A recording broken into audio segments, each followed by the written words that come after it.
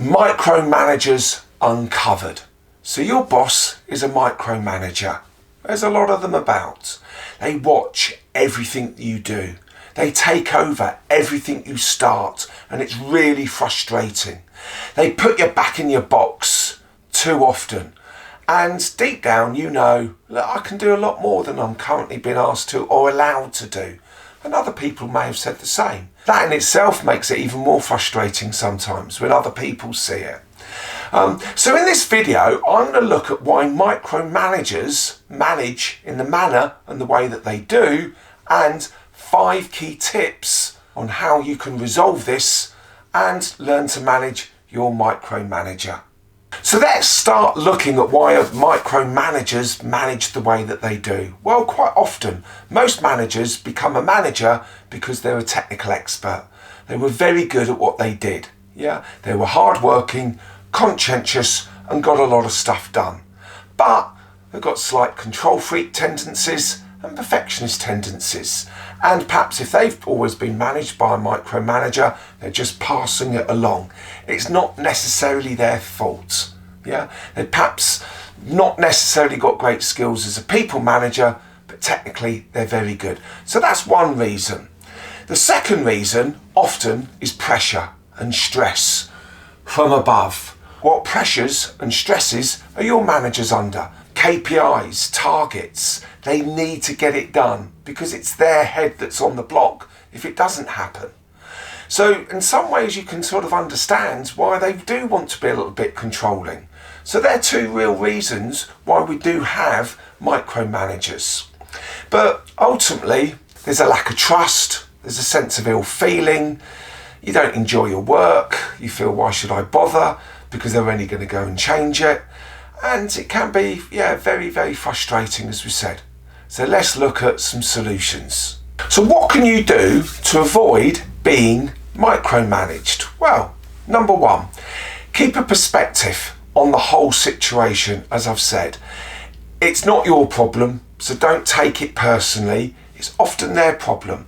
Try and understand why they are like they are. Why your manager micromanages. So go back to those 2 points. It's maybe because that's all they've known and they were just a good technical expert, or it can be pressures from above. So bear that in mind. Number 2, you've got to earn some trust over time by delivering great work. And if you can deliver great work, they're going to start to trust you. It's going to take time, but hang on in there. But there's a couple of things you can do to help yourself. Start to learn how they like to communicate. Are they very detailed orientated, or they're just very high level? So start to think about how do they want their information, how best to provide reports, provide presentations, to write emails so you get a better response. What's their style? Because if you can learn their style, that when in your work you write and produce work in your manager's style, they're less likely to change things. But if you've got a totally different style, it's going to cause a problem. So start to earn trust by understanding how they like to communicate, how they like to make decisions, and how they like information. If you can work that out and provide great work, they will start to trust you. Number 3, you've got to schedule regular update meetings. But I know you're going to say they keep cancelling them. Keep doing it. And explain to them why it's important. So you can understand what's expected of you, why they want things in certain ways, so you can provide better work. So don't criticise them for keep cancelling meetings. I dare say, there again, that's down to their own stresses and pressures.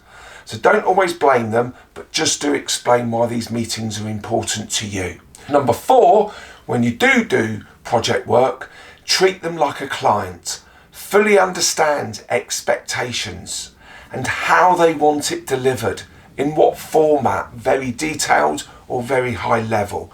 Understand this. Treat them like a client and summarise at the end of these meetings, at the start of projects. So what you're looking for is this, and this is when you want it done by. Treat them like a client, try and understand them. And if you can crack this, it just makes life a lot easier. So that's number 4. And number 5, Sometimes you've just got to go in there and give them some really good feedback. Again, don't criticise them, don't blame them, provide good examples of their behaviour, how it makes you feel and the impact it has on you, and what you would like differently in the future. I know that can be quite a challenge, but if you can practice that and start to deliver better feedback, you never know. They may start to listen to you and work becomes a lot more enjoyable. But I appreciate you've tried all those things and nothing's working. Well, if you do really feel there is a cause to raise a grievance against your manager, please talk to your HR team. Please talk to other managers or senior managers that you trust and have a conversation. You don't need to moan and groan about it, just provide really good examples.